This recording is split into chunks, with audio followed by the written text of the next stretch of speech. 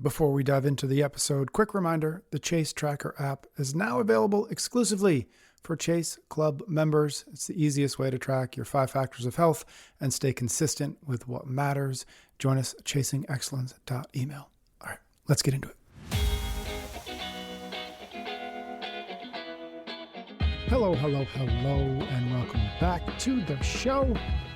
I'm here. Quick solo introduction. If you tuned in last week, of course you did, you know that Ben and I are in the midst of a 2-part conversation reviewing our 5 factors. We look back on the year and we're talking about the things we changed, the things we added, the things that evolved, and the reasons why across our training, our mindset practices, our nutrition, our sleep habits, and our attempts at connection. Last week, Ben and I tackled training and nutrition. This time around, we have sleeping and thinking and connecting. And again, if you listened last week, you know that this was a slightly unplanned 2-part episode. And so this episode, we're just jumping right into the middle. So apologies for any abrupt starts. But if you haven't listened to last week, I hope you do. You don't need to listen to this one, but they do work nicely in tandem. All right, without any further ado, let's go. We went through training and eating. Let's keep on rolling. Let's talk about sleep. Do you still sleep? This one's small changes, but I've definitely. Oh, you want to go? Where were we last year? Yeah, let's do that. Yeah. So last year we talked about you're trying to extend your sleep opportunity, which is I love that phrase, from 7 to 9 hours. Check in with us about that, which means family bedtime started around 7:45. Yep. And I think those were the 2 big things. And you also mentioned, and similar to your training first thing in the morning because you wanted more sleep, I think you changed your coaching schedule last year so that you weren't coaching first thing in the morning. Oh, that's cool to hear. Catch us up. I definitely have a 9-hour sleeping window. Yeah. That's cool to hear as I was trying to do that then because we have it now. And that it sounds like that's a huge amount of time. It's not that big. It's 9 to 6. Yep. So if we start bedtime routines in the winter, in the summer, like it stays light till 9 o'clock. So it's a little bit more challenging. But in the winter, we do start our bedtime wind down routine, 7:45. So we're in bed, try to be in bed somewhere between 8:30 and 9. So if you're in bed, lights out by 9, that's 10, 11, 12, 3 hours plus till 6. That's 9-hour sleep window. So that's what we have really consistently. It's awesome that I have the benefit of a wife that is super on board with this and kids that are on board with it. Yeah, I was going to say it's a whole family affair, which is really hard. I think the kids are like, Bodhi is the one like, can we go to will you snuggle me now? Like, which is also awesome. I have a 13-year-old boy that's still like, I still snuggle with at night. It's amazing. And, that's awesome. But that's a big one. Other small ones is I don't wake up with an alarm anymore. That's really cool. And then I've explored, remember like the weighted blanket stage? Oh yeah. Yep. I've toyed with that a little bit on and off. I definitely have a love-hate relationship with it. One night I sleep amazing and next time I'm like so stinking hot. I hate it. Yeah. And earplugs is another one. You started with earplugs. Interesting. Yeah, not consistent. I don't go to bed with them, but if Heather's snoring or something like that. Yep. You've got them next to you if you need them. I got them next to me. Yeah. That. Instead of like that thing of where you're just like awake and fighting it. Yep. And you're like, I just go for it quickly now. Yeah. Good. How about you? Where are you with the sleep? I haven't made too many changes. Our boys are still young enough that every once in a while they'll still walk in at 2 o'clock or 3 o'clock. And so that I look forward to. I mean, I don't really look forward to it because it means they're old enough that they don't wake up and think that they need me. But at the same time, it'll be nice to be able to get through more nights than not without having to walk somebody back to a bed. So I'm still struggling with that, or not struggling, still dealing with that. How frequent is that? Well, between the 2 of them it's probably 50 to 60% of the nights that one of them will show up at 2 or 3 a lot. a.m. Yeah. Yeah. So, and do they go right back to bed? Most of the time where we can get right back to sleep, either I go in there, I bring them back to their bed, or sometimes they just end up crashing in mine if I don't wake up enough to shoo them off. So we deal with it and it's fine. I forgot about that. Yeah. Right. So that we're still in that phase. But the other things that I talked about last year, and these are long-standing things for me, but I'm still really bullish on both of them. The first is that no phones in the bedroom for me. Yep, I don't tell Michelle what to do. She's a grown-up. But for me, they stay downstairs. And the few times that I don't do that, I'm actually kind of glad because I remember how easy it is to stay up 30 minutes later than you want and wake up and immediately pick the thing up. And so like on the rare occasion that it's next to me in bed, I'm like, oh yeah, this is why I keep this thing out of here. You can't beat it, right? Yeah, you can't willpower it away. You have to 100%. Environment it away. That's a rule for me. And then the other one, and I talked about this last year, which is I really like the sleep hack of having a really good book that you read in bed. And for me, that's always fiction. I don't want to try solving problems with nonfiction and think about betterment and self-help as I'm trying to fall asleep. So I will always try to have a really good book of fiction that I'm in the midst of reading, because that acts as a bit of a gravitational pull. So instead of, hey, maybe I'll just watch one episode on Netflix or whatever, I was like, nope, I've got something good upstairs. I'll just go start reading it. And that tends to get me in bed earlier, which tends to get the light out and me asleep faster. So I did want to just give some book recommendations because I never know what to read. And I just sort of by trial and error find some good books and some books that I don't like. So I've got 5. Here are the 5 sort of my favorite fiction books, which is number 1, and this isn't really in any order. This is just what came to mind. One called Lincoln Highway by Amor Towles. The next one, which maybe is my favorite of the year, is called Project Hail Mary by Andy Weir. Andy Weir wrote The Martian, which was the movie that Matt Damon starred in. And Project Hail Mary is a movie that's coming out, I think, in next summer that I'm really excited about. But that was probably the best book that I read last year or this year. Number 3 is a book called The Future by Naomi Alderman. Number 4 is by Haruki Murakami called IQ 84. And then the last one is that I think you'll like, Ben, is called Gates of Fire by Stephen Pressfield. I've read it. You've read it? Yes. It's so good. It's about the 300 Spartans and all that. So if you're into, so that last one's sort of like historical fiction. The way that book starts off, the first like few chapters, it's like, what? Yes. You realize the brutality of what humanity like is capable of. Yes. The normalness of it. Like what it, and where we are now. It's oh my, incredible. Yeah. And then I will also admit, I mentioned this, I think with one of our conversations with Jameson, I also read through all the Harry Potter books, which I feel like most people, if they're into that, they've already read them. I never did, but we had them in the house. So I was like, I'm just going to read all these. And they were great. So Lincoln Highway, Project Hail Mary, The Future, IQ 84, and then Gates of Fire. I've read. So I'm gonna, have you read Pressfield's Man at Arms? No. I think it's his most recent. You would also really like that. It's called Man at Arms. I think it was his most recent historical fiction novel. And then I think on top of that, this isn't sleep, but I always think about sleep as more broadly. It's more like a rest category for me.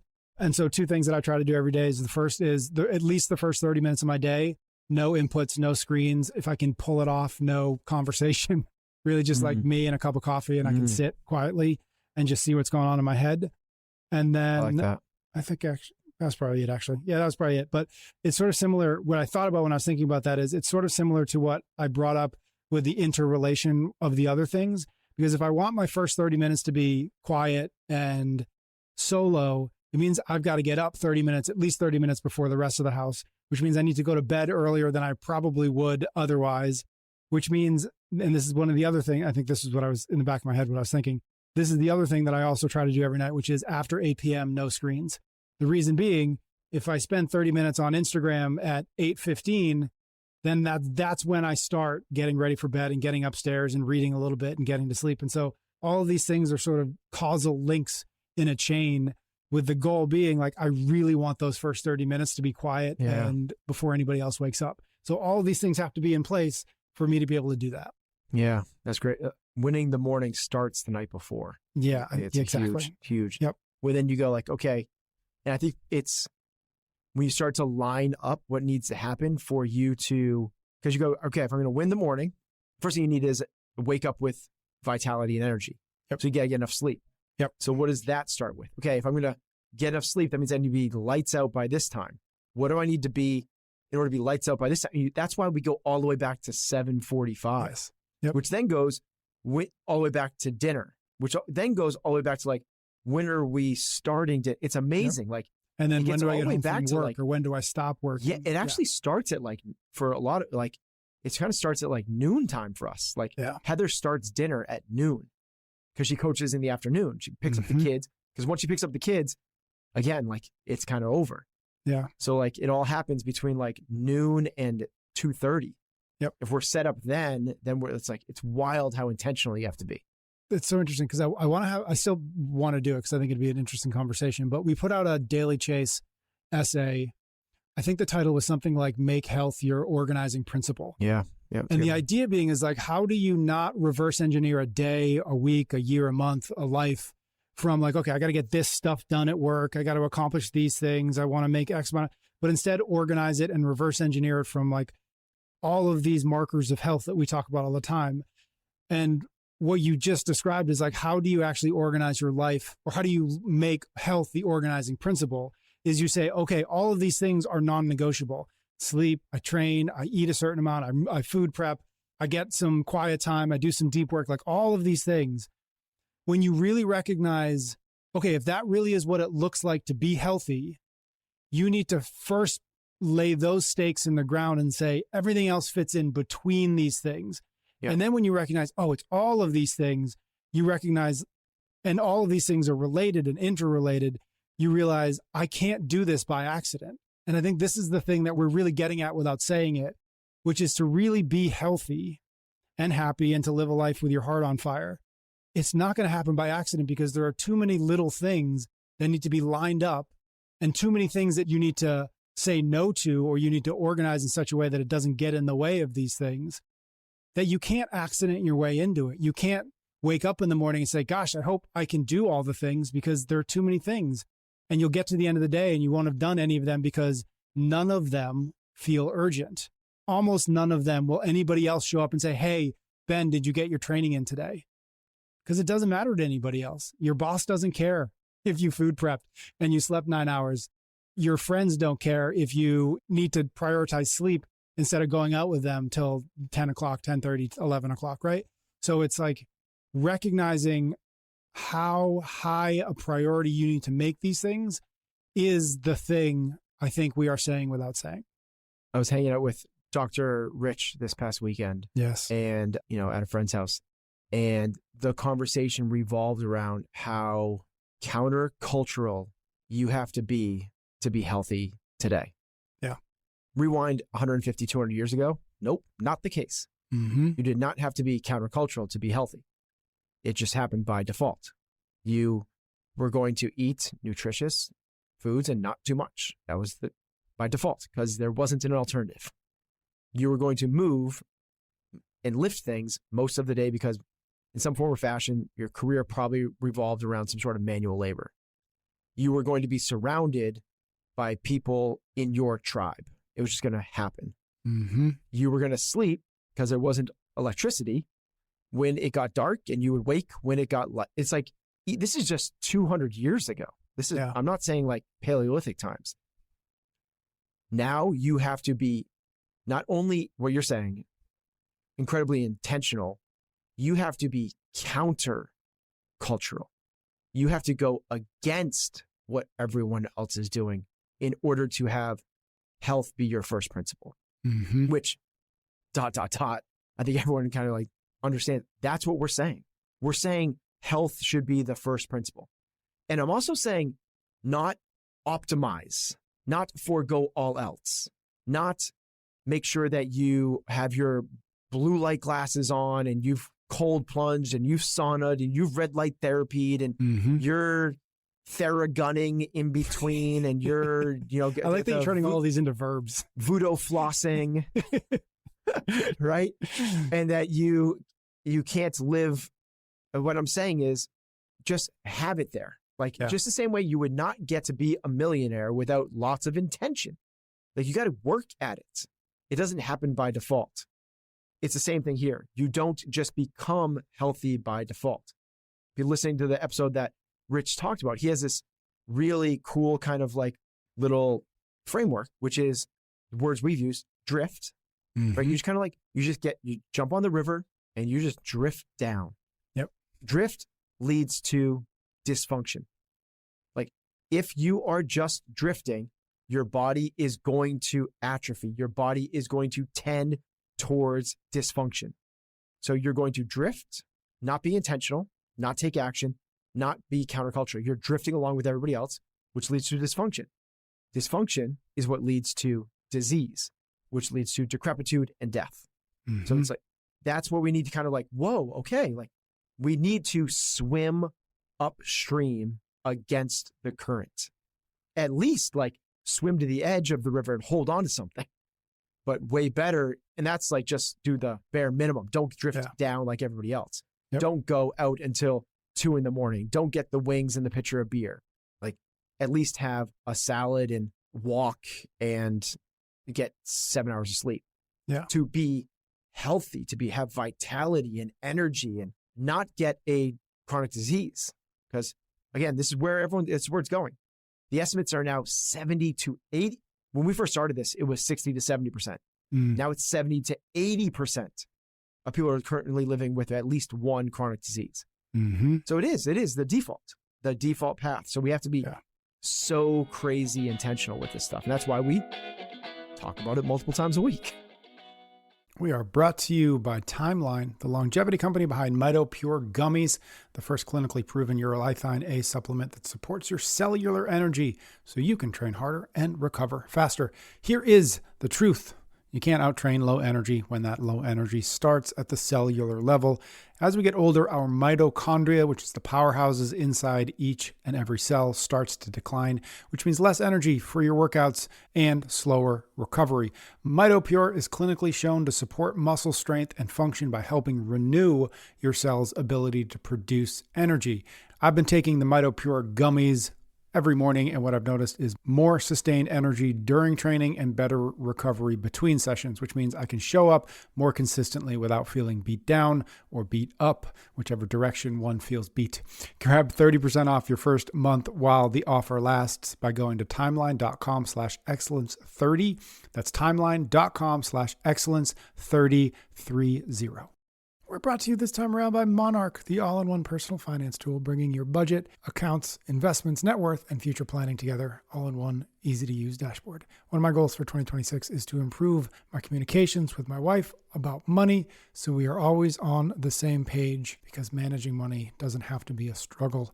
Monarch is designed to make your life easier. Everything's accessible on your laptop or phone, and their new AI weekly recap feature is really a game changer. It sends us both a personalized summary every week that shows spending spikes, changes in net worth, and upcoming expenses. Instead of one of us being surprised by something the other spent, we're both seeing the same picture at the same time. It's like having a financial coach that keeps both of us in the loop automatically. Monarch users report saving over $200 a month on average after joining, and 8 out of 10 members say they feel more in control of their finances. This new year, achieve your financial goals for good. Use code excellence at monarch.com for half off your first year. That's 50% off your first year at monarch.com with the code excellence. And what's really interesting, what you were talking about, there's no need for the over optimization, right? All of the things you listed out.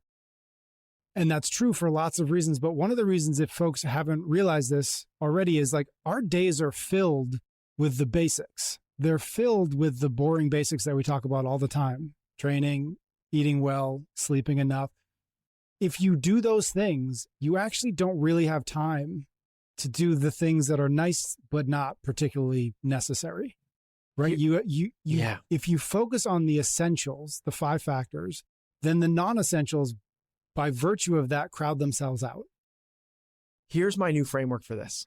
And maybe I'm pulling back the curtain and letting people into this a little bit, but you asked me to do a walking wisdom. Yes. Hasn't come out yet. So during that, I'm gonna give a little prelude to that, if that's okay. Yeah, go. Because I didn't have this in the beginning. I started walking, and it came to me during the walk, while I was like monologuing to you. Yep. What you're saying is so spot on. What we need is the essentials, which is the 5 factors. Of the 5 factors, we only need the essentials inside of each of those. Yes. What we need is to nail the 20%. You're going to get 80% of your returns from nailing the 20%. And here's the way I think about this, is if you nail 20% of training, and you nail 20% of eating, and you nail 20% of sleeping, and you nail 20% of connecting, and you nail 20% of thinking, 20 times 5, that's 100%. You are there. That is the totality. When you try to go too far into training, and that becomes 30, 40, 50, 80%, by definition, you're dipping into too much effort for the return. Pareto principle, right? 80% of the efforts from 20% of the returns. Yep. You spend law of diminishing returns. You're spending too much effort to get out the return from that. You're not in your sweet spot. The best way to do this is just to get call it what you want, the minimal viable product, the essentials, the biggest bang for your buck, as much as you can before returns start to diminish. But across the 5, that to me is like the secret sauce, is we need that 20, because at that point, you're getting exponential gains. You're putting 20% in, but getting 80% gains out of it. Yep. This is, Dan Sullivan's 10x is easier than 2x. The entirety of the whole premise of how do you get 10x returns is just keep pushing harder and harder and harder into your 20% sweet spot. Yep. That's it, where you get 20% of your returns, and it keeps on getting redefined, right? Because now you found a new 20% where you can lean into. Because that 20% becomes 100% of what you do, and then you find the 20% of that. Yeah. And that's the whole thing, is not go into the rabbit holes of now I'm going to make sure I red light therapy and I'm going to ionize my air before I sleep and every single biohack available, and I'm going to get NAD plus injections, and I'm going to do the next stem cell thing, and just can you nail those essentials? Yeah. And one of the things I think about, and we released the Chase Tracker app this year for the Chase Club members, and one of the things I talk about when I'm talking about that is these, and it's what we're talking about here, which is like all these key actions that we want to do, not every day, but most days. One of the effects of doing that and being consistent with that is similar to what EC always talks about when she talks about 800 grams of fruits and vegetables. Part of that is all the micronutrients. Part of that is that it's a low caloric load. But part of that is that it displaces calories that you might eat elsewhere. So if you're filling up on carrots and bananas and apples and peaches, the chances are you're not going to be hungry for the potato chips and the popcorn and whatever else you might grab at the end of the day, because you've basically displaced all those calories by filling up on crunchy water, for lack of a better way to put it. And so when we're doing these things, when we're in everything that we're talking about here, what we're also doing is we're displacing time, energy, effort, money sometimes at doing things that don't actually matter. And so when you fill your days with the things that do matter, these big tentpole activities, you get to the end of the day, you're like, I don't have time for red light therapy. I don't have time for over optimization because I got to get 8 hours of sleep and now it's time to go to bed. Right. And so it's really easy to think try to find these shiny objects of I'm going to try that now. I'm going to try that now, and let those things crowd out the important things. Let those things crowd out the essential things. But we always want to go backwards. We want to go what are the first principles? What are the primary things we need to be doing?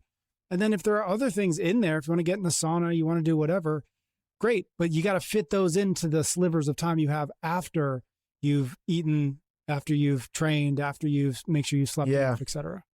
Yeah, I think that's so spot on. So the first principles, you just said, laying those out, train 5 or 6 days a week. We have a definition for training. So we can actually say when we say that, what do we mean by that, right? 5-3-1. 5 days a week of intentional intensity, 3 days a week of strength training, 1 day, zone 2, long and slow, right? Balance across strength, conditioning, mobility. So train 5 days a week, eat real food, sleep 8 hours, think like a warrior, connect with yourself, others, and nature. If you can nail those, the simplicity is so unsexy, right? But if you could nail those, then actually what I would say is, don't then fill the time in with sauna or red light therapy. Then, work on your business. Then go work on that side hustle. Then go and do something else with your time. Do something else, learn how to shoot a bow and arrow. I like that. Yes, find a hobby. Find a hobby. That's I love that. Great point. Go watch a sunset. I don't know. Do something else. It's read fiction. Yep. Right. That's what it's like. Get out. After that, don't go and work farther and farther down. Yeah, that's a great point. You're not, because we're not going to nail those. That is too big of a challenge in and of itself. If we are able to, awesome, move outside the health bucket. Great point. Love that. All right, let's keep on rolling. Think. last year you talked about changing your journal practice.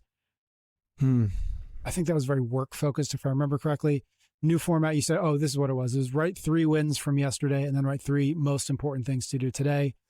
And let's stick with that. Let's see if anything else has changed for you as it relates to, often we think about, when we talk about thinking, we end up talking about journaling, but maybe that's not everything. So start there. Yeah. I think journaling, it's tough, right? Because what is the actual, if you're a construction worker, right? Yep. I would want to be a framer because at the end of the day, you look back and you go, wow, look at what I made. Yes. There it is. That's hard to do with the think one because you don't get to go there it is. Look at that. Yes. Which is why we kind of go to journaling because at least you can then say, look at that. It's a physical thing. There's an action that took place. Yep. So maybe staying with the journaling a little bit, the small changes I made this year is, I really like this practice, is what I do now every Sunday is I list out all of the things by category of what's kind of bouncing around in my head. To-dos. What are the projects? What are the things? So I'll go personal, right? And personal will be, you know what? I'll actually do it right because I got it. Hold on a second. Okay, personal. Get glasses. Right? But it's been over 10 years since I've had my skin checked, for moles or anything like that. Dermatology thing. Dermatology, that's the word. Yep. Thank you. I need to get a real ID. Yeah. Right? I need to reach out to Chase Bank that wanted me to do a speaking engagement. Cool. I want to buy a new journal because the year is ending. I got to get a new journal. I write my 2026 goals. I need to get more firewood. Make sure Bodie's ready for spring soccer. It's things like that. Get the stuff out of your head. Out of my head. Yeah. And I do that for both of my businesses as well. Yep. And I do it with one of the things I want to communicate to Cole, who's the president of CompTrain. So I have 4 categories every single week. So it's getting this clutter of all these things that kind of bounce in and bounce out. And at the end next week, I'll just carry over the ones that are still there, outstanding, and add to the new ones. Yep. That's been super helpful for me. I really have enjoyed that practice. Yeah. It reminds me of 2 things. One is Mark England, who always talks about anything in your head goes fast. And once you write it down, things slow down. And so I think there's something there. We had that thing, which was, we did a whole episode on it, which was a problem written down is half solved. Oh yeah. Kidlin's Law. Yep. Kidlin's thank you. Yes. Yep. And then the other thing I think is just David Allen, who wrote Getting Things Done. Yep. He said, and I'm probably paraphrasing, but our head is good for having ideas, not holding ideas. Right. And so we go through the day with all of these just silly to do, get glasses, get fire. And we just hold them in the back of our head because we're we can't forget that. It's gotta be there. And then we just walk around juggling these 600 random thoughts. But as soon as you get them out on paper, your brain's okay, I don't have to remember, I don't have to keep holding on to that because I've got it on a piece of paper somewhere and I know it'll get done now, or at least it's closer to get done now. So I just think it's really important. And it seems oh, not a big deal. It's just a to-do list, but just getting those things out of your head is such a useful way to not carry around 300 pounds of daily minutia. Yep. Yeah. I think of it as there's switching costs, right? Yep. Every time you have a thought and you're wait a minute, what was that other one? And then it's that idea of that. It's I don't need to, I've outsourced this. Yeah. I've documented, it's there. So as things come up, I'll add them to that list. I have this is my journal, so I'm in it every day.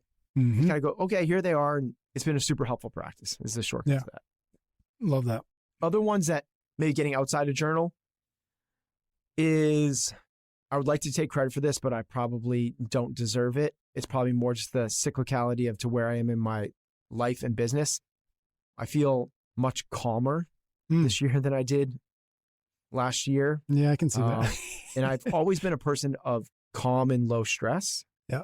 But there's certain ones that have popped up recently. So even this past week, I was building a new website. I can't believe you said, you should have said, what? You were what? That's so not me. I know, right? When you say that, you mean you're talking to somebody else who's building the website. You would think so, Patrick. But with the tools actually that are out there now, I'm actually literally trying to build my own website. Oh, good for you. And it's not going well.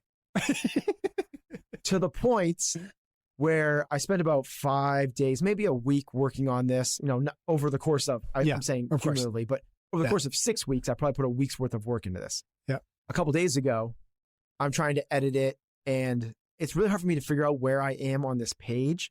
So all of a sudden, I think I'm at the bottom of the page, and it says, this is the way I remember it, it's probably wrong, but it's like a pop-up says up. Do you want to move on or stay? And I click move on. Move on. Because it seems like I don't want to stay here. I want to move on. I deleted the website. Oh my God. So it was gone. Yep. And I had done like spacing and fonts and all this. I did everything except for the imagery. It was gone. And I was kind of happy with myself because like I get the immediate kind of thing of like frustration. Yeah.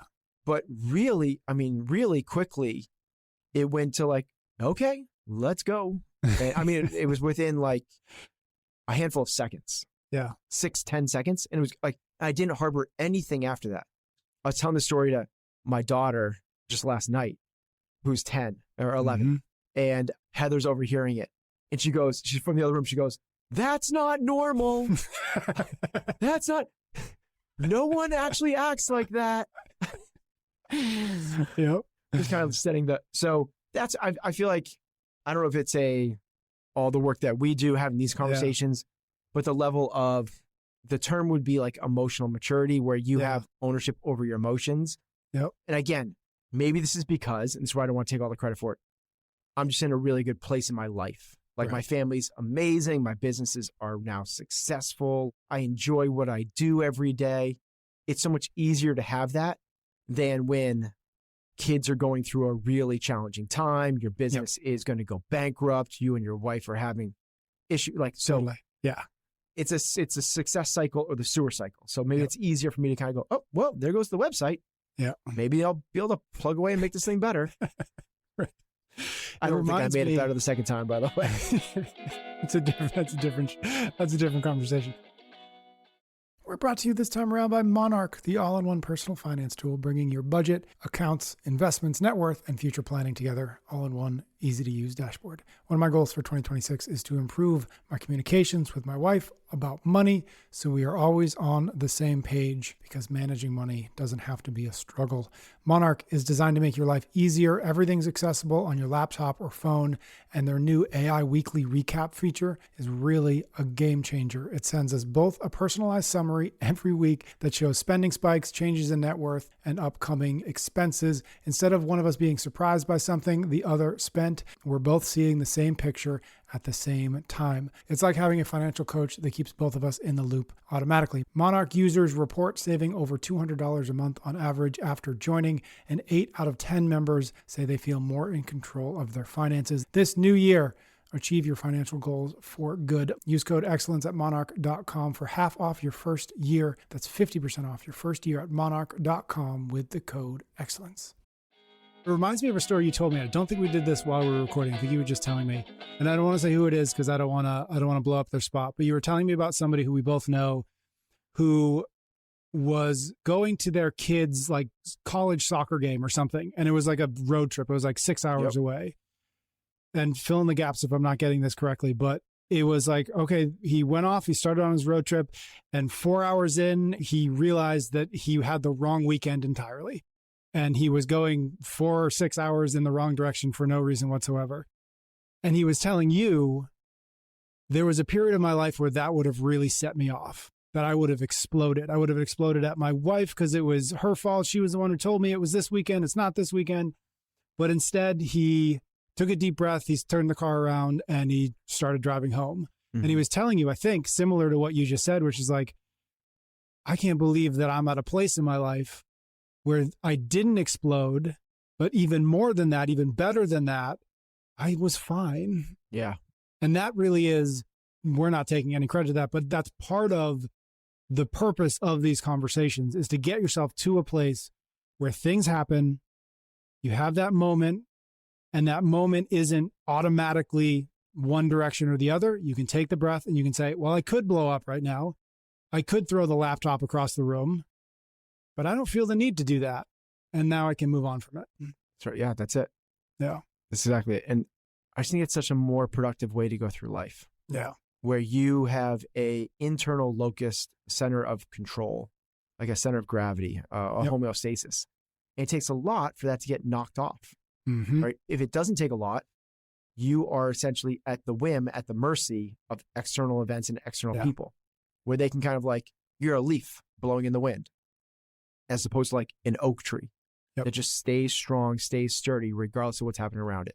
So yeah, that was the story. It's a good friend. And that was so great. That was a phenomenal thing to hear, that because you can call it what you like, it's self-soothing, right? It's like, I don't want to feel this way. I can get myself back to feeling okay.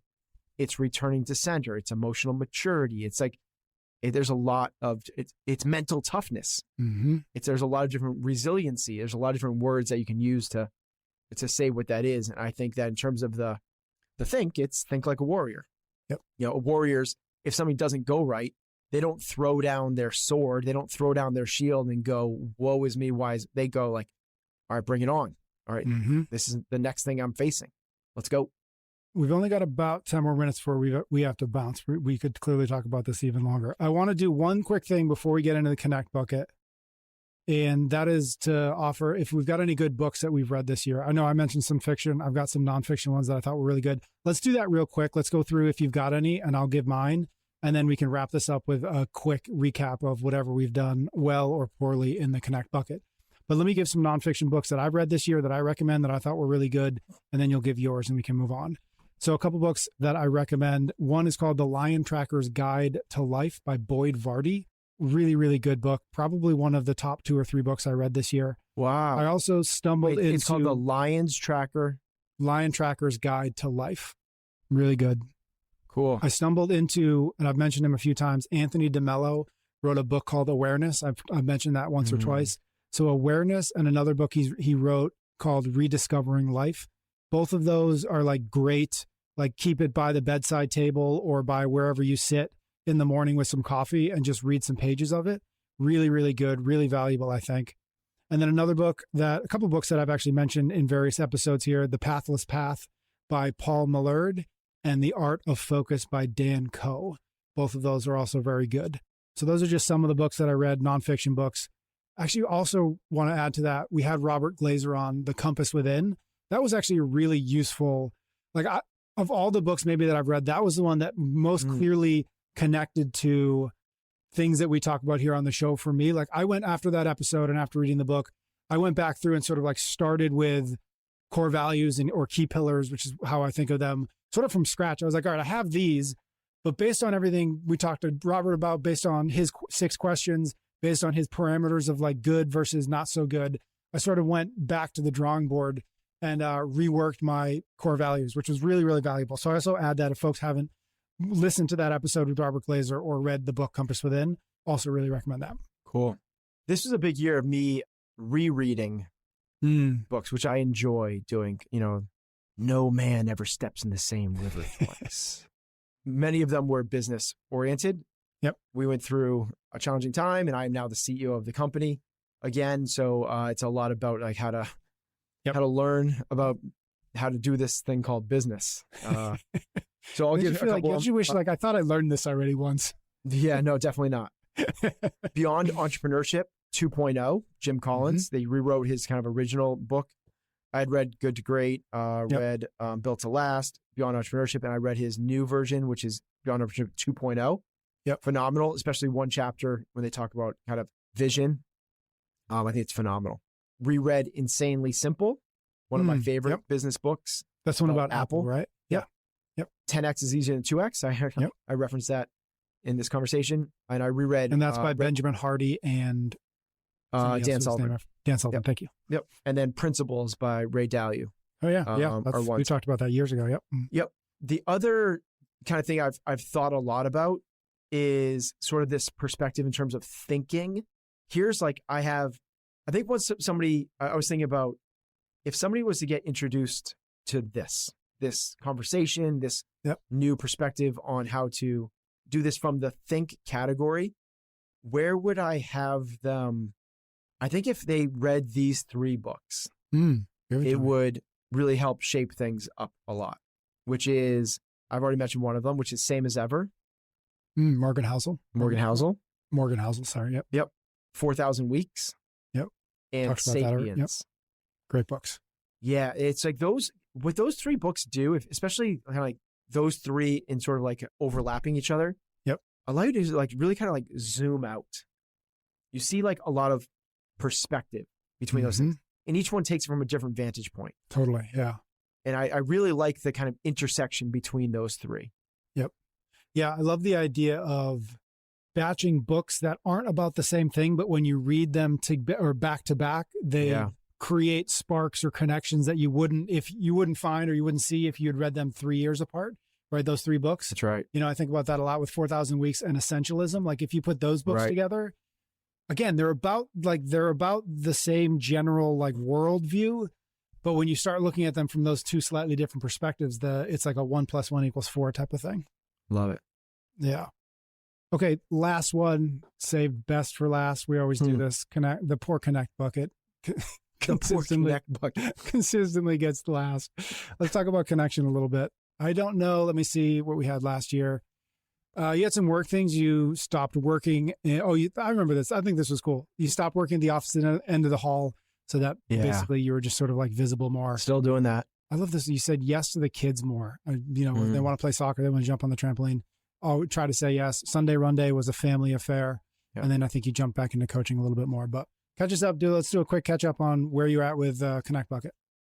So one of my goals for this year was to deepen my friendships. Yeah. I realized that was a big hole in my game. Yeah. I remember talking about that. Yeah. And I'm happy to say this year has been crazy. I've been very intentional. Good. I think you have to be, as an adult, particularly as an adult male. Yep. You have to be, if you want meaningful friendships, it's not going to just happen. You have to really similar to what we talked about before, all this stuff. It. Like it's just not going to happen, especially when you get to the point where we are, where it's kids and work and life and all the other things. Yeah. So I have, I give myself like an A- on this year. That's I think awesome. I've done a really great job. To where it sounds like third grade, but made a new friend. Actually, it's Dr. Rich. Like Dr. Rich was on the show. Yeah. And hung out with him this past weekend. Yep. We now train together probably every other week or so. Great. I see him and talk to him a lot. It's been awesome. Yep. So that also Marcus, I see and talk to Marcus all the time. Marcus came to Croatia with us. Oh, cool. I didn't know that. Yeah. He's going to go and we're going to hike the Grand Canyon together. Nice. He's here at the gym. We schedule it every week. Probably happens realistically every other week, but hugely intentional. He came down the Cape, spent time with us on the Cape. So the guy friendship thing has really moved forward. Did a guy's trip to Mount Washington, just 4 of us going up there by ourselves and hiking and camping overnight. Nobody else, no phones, all that stuff so that's probably been my biggest thing. Yeah. There is, I also mentioned I've trained with Heather now. Mm-hmm. So train with her most days. This started before, but I'm leading both teams and trying to do it very intentionally, being out there in front. Yep. And then a small one is, this doesn't seem to fit into this category until I'll explain a little bit. I started doing the laundry for the family. Good for you. So I do it every day. Yep. Because man, there's always more things to fold or wash. It's endless. And if you don't do it every day, oh my gosh, it becomes daunting. Yep. But what I realized is connection also has to do with leadership. Yeah. And what I saw was an opportunity for me to take something off of the plate of my partner that could free her up to have a little more bandwidth. Yeah. A little more space to fill in the blank. But I don't want to say like I do the laundry now and our relationship is better, but I don't want to not say that either. Like, right. It's not because like, there's like some nuancy stuff to this, right? That you can't draw the perfect connections. It doesn't go dot to dot, but it's a thing where I felt like I could do a little bit of grunt work to lighten the load on the team. And when that happens, connections get stronger because if people are less stressed, they're more free to be joyful. Yes. Take that. I'm just going to add one thing because we do have to wrap. And I mentioned this last year, but it's something I've continued to do and I really recommend it. I call it my check-in questions. So in the morning, I ask myself 2 questions and I'll write these answers out, similar to what you do. But the questions are, what's one thing I'm focused on right now? Or what's the one thing I'm focused on today? And what's one thing I'm grateful for? So those are my 2 morning questions. I sort of try to start the day with those. And then the end of the day is, what's one thing that I want to remember about today? And I stole that from you. And then the last thing is, what's one thing that knocked me off center today and why? Right. Love that. So that's the connecting. It's cool because mine were about connecting with others. Exactly. Yours about connecting with yourself. Connecting with self. Yep. Yes. Yep. So I really recommend those questions for folks. If you don't have a sort of a morning or an evening journal practice, those 4 questions work really, really well for me. All right. Love Anything you want to say before we wrap this up, looking back on this last year as it relates to the 5 factors? No, I think it's a cool practice. Like I like this, and I hope that we do it again next year because it'll bring me, kind of like I said about the business, it'll give me a chance to reflect and learn, which is really the idea behind this. Yes. Instead of just kind of like always a wheel in motion, you kind of look back and go, oh, look at the path I've carved. And maybe I could learn something from a couple of those. And I like mostly what we focused on today was things that we tweaked or changed or evolved that worked really well, right? Like I think it's easy to look back, especially across these 5 factors, and think about the 2 weeks that we just didn't get to the gym, right? It's really easy to beat ourselves up for, I was supposed to track my macros over the summer and I fell off. I think it's really useful to look back with some realism and say, I did this really well. I'm really glad I did this. I learned a lot from doing that. I tried doing it this way. That didn't work. Here's why it didn't work. Here's what I'm going to try again. And not using this as an excuse to beat ourselves up over the things that we didn't do as well as we say we should have been able to do them. No such thing as perfect, man. Yep. Just keep chasing. All right. Good place to end. Thanks, buddy. Thank you so very much for tuning into the show this week. 2 quick things before we go. The first, if you want even more from this episode, I do recommend you check out the full listener guide where we break down all the big ideas. We ask reflection questions. We give you steps to put these ideas into action. The link is in the show notes. And the second thing, while you're there, check out the Chase Club. It's our premium membership where we include bonus content, ad-free episodes, and the brand new Chase Tracker app. Check it all out at chasingexcellence.email.